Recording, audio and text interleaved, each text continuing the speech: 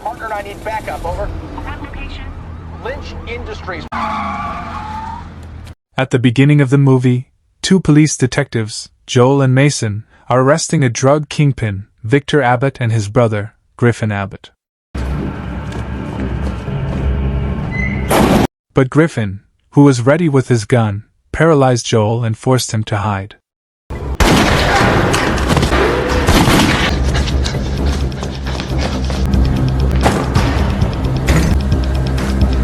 Knowing this, Mason tried to attack Griffin, until there was a shootout.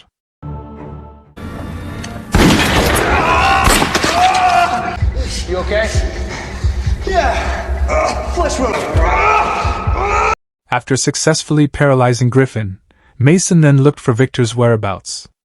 The shootout was inevitable until the two ran out of ammunition and got into a fight.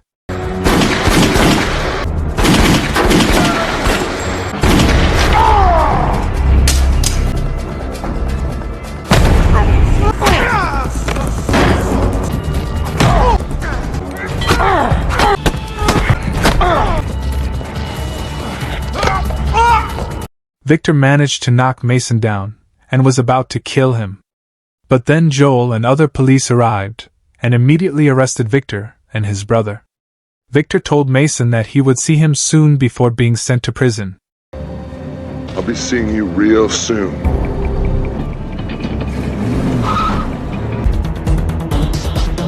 The next day, Mason, who was already at home with his wife Jocelyn, was chatting about their long-planned, but unsuccessful pregnancy. Despite this, Mason always encouraged and supported his wife to do her best. We have to keep trying, won't we? Yeah, well, that is the fun part, so.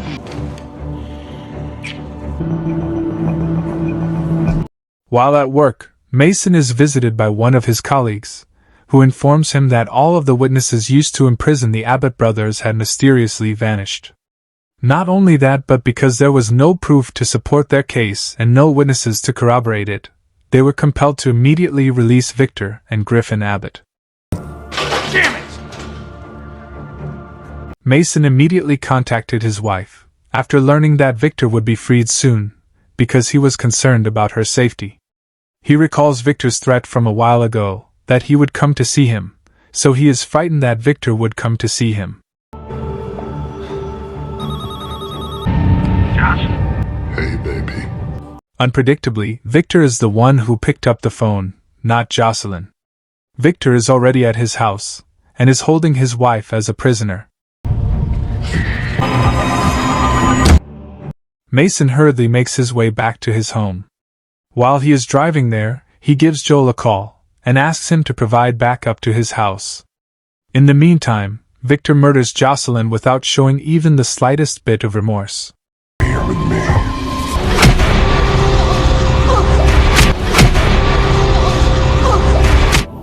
When Mason goes home, he finds out what has happened. The news leaves him in a state of utter devastation. He is on the verge of firing his gun at Victor at that moment.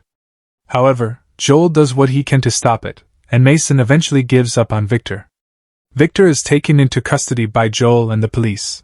You put that gun down! Now! Now, Mace!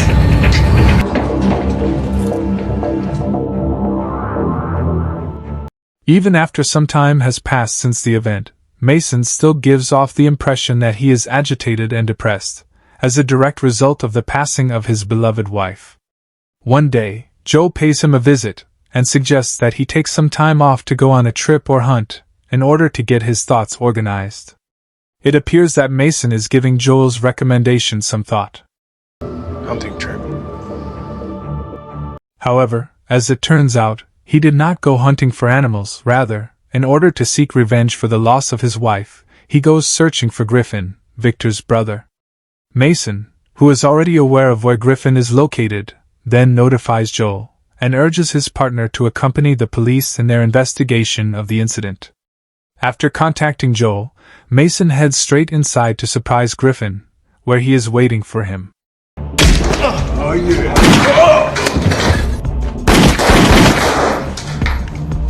Because you don't have a wife to go home to.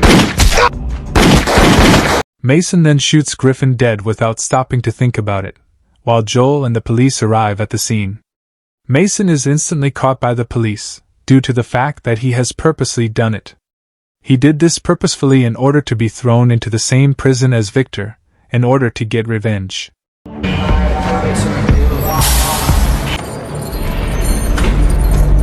In accordance with the plans, Mason is housed in the same institution as Victor Abbott. Mason is led to his cell within the correctional facility by two wardens named Lester and Ben, who also act as guides. Will, a warden, comes to see Mason while he is in the holding cell. Will tells Mason that the warden wants him to come to the warden's room. When Mason arrives at the warden's office, who is named Snyder, he tries to warn Mason that the majority of the prisoners in this prison are criminals who were caught by him. Therefore, he needs to be more careful, because the prisoners might take vengeance on him if he did anything wrong. But Mason is prepared for it, and he approaches it with caution. Mason finally runs into Victor, when they are both in the dining hall, and Victor criticizes Mason over the death of his wife. But Mason eventually strikes back, claiming that he has murdered Griffin in the same manner as Victor has murdered his wife. You're crying like a little bitch over your wife's dead body. The body I stood over belonged to your brother. Mason isn't there for long before three other convicts approach him, while he is working in the prison laundry room, and they proceed to beat him up right away.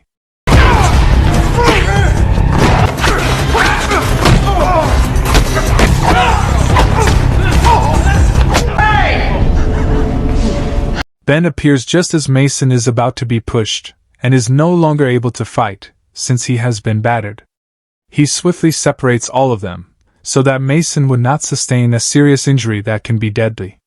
Mason approaches Ben, who is standing guard over the prisoners the following day when they were out in the field. Ben is monitoring the prisoners at the time. He was a detective with the police department, before he was kicked out of school and eventually became a jail warden. He then tells Mason that his plan to get revenge on Victor by traveling to this prison is a terrible idea, because Victor is much more strong inside of it, and explains he will be unable to harm Victor. Since Victor has taken the lives of some of the toughest inmates in this facility, he is held in very high regard. Not only that, but while he is behind bars, Victor is actively expanding his drug operation with the assistance of two of his most reliable associates, namely Drexler and Booker. Oh, Abbott is running things inside here. Victor Abbott. The two lap dogs. Here.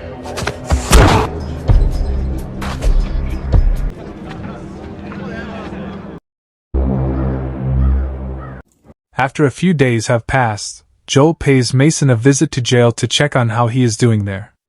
But then Mason asks Joel to verify the inmates who have lately been released, since he suspects that Victor Abbott conducts his drug operation in jail via them. Joel complies with Mason's request. Mason and Joel are completely unaware that Lester has overheard their chat, and has informed Snyder of what he has heard.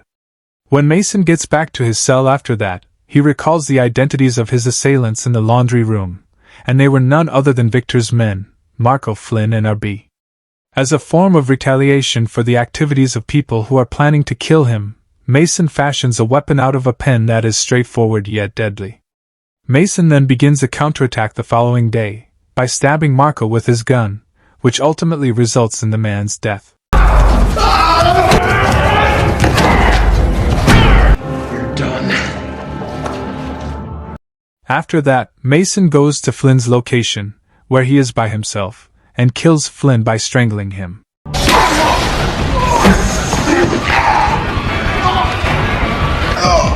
so bad without your boys, huh? RB goes straight to Victor after becoming aware that Mason is responsible for the deaths of two of his coworkers, and requests that Victor take action against Mason.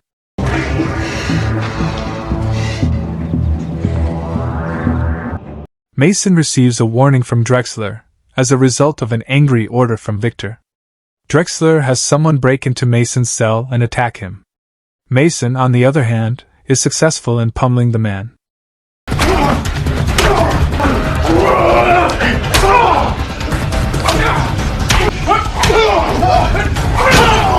Max Next, Mason is brought into Snyder's room, where Snyder makes an offer to Mason, which Mason categorically rejects. Snyder gives Will the instruction to place Mason in solitary confinement as a punishment.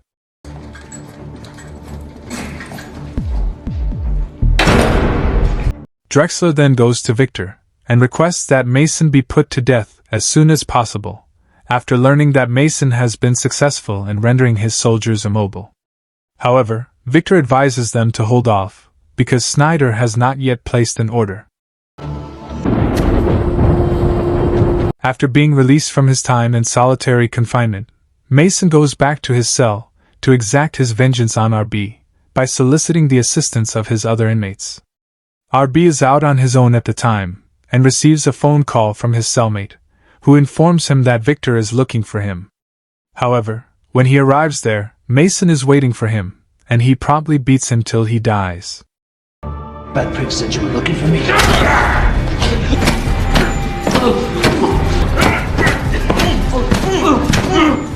Because Mason has already taken the lives of 3, Victor is unable to just remain silent, and goes to ask Snyder for permission to take Mason's life. Snyder first grants him permission. However, Snyder instantly denies Victor's plea, since Mason is a well-respected law enforcement officer in the force, and Snyder is concerned that Mason's death in jail will have a detrimental impact on his career as chief warden. He hands over a piece of paper to Victor with Joel Gaynor's name written on it, and instructs Victor to make Gaynor an instrument in his vendetta against Mason. Lester then makes contact with Joel, and informs him about the killing of Mason Danvers, manufactured to lure Joel into prison. This action is taken on the orders of Snyder. On the other hand, as soon as they get to the prison, Victor and his men begin severely beating Joel, and Mason is there to witness the torture. Hello, officer. The show in the room.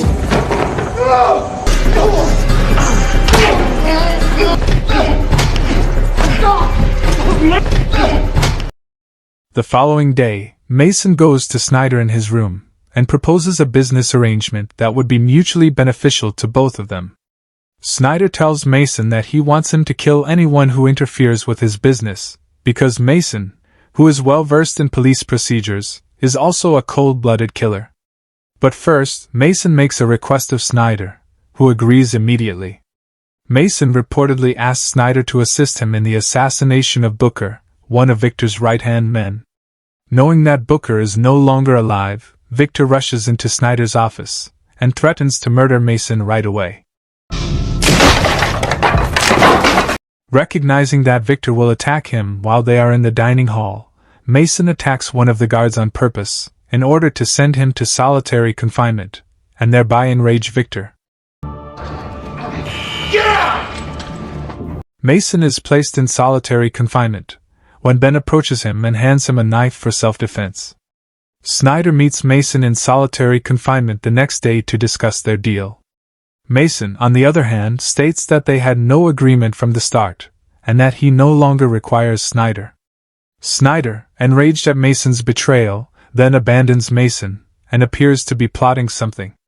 The following day, Snyder approaches Mason, and informs him that he will transfer him to another prison, so that he cannot exact revenge on Victor.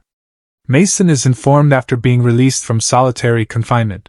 Snyder is arranging for an expedited transfer to another prison. Mason approaches Drexler, who is alone in Snyder's office, and beats him. Drexler's men arrive not long after and surround Mason.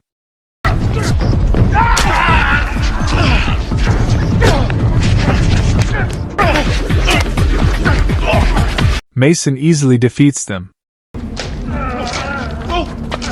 He then drags Drexler onto the prison roof, and throws him on top of Will, who is on guard, killing both. The prisoners listed below steal Will's gun, and trashy the prison grounds.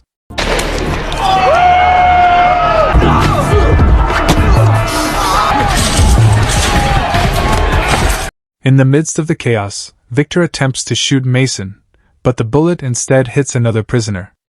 Mason then makes Victor fight with only his bare hands.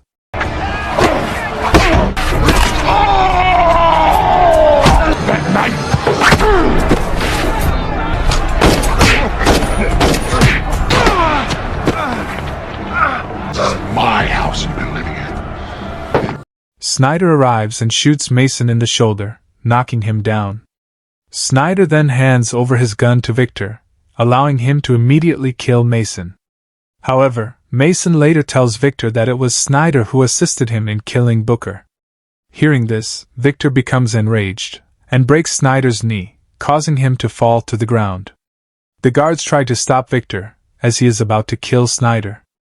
Mason is attacked by other prisoners after successfully regaining his footing.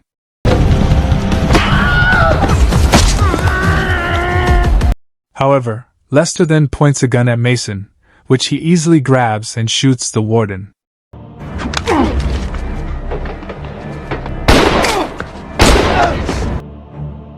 Victor, who has used his strength to defeat the guards, approaches Mason, and the two engage in another fierce battle.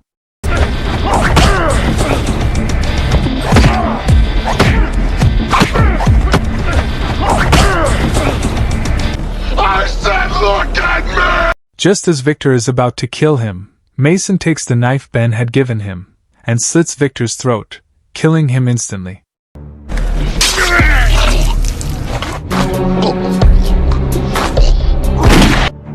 Snyder attempts to murder Mason, but Ben paralyzes him, and Snyder is eventually convicted of all acts of fraud and violation of the law committed during his tenure as chief warden of the prison. The moral of the movie is that hatred and vengeance bring misery to everyone, not just the target of vengeance, but also the person who carried out the vengeance.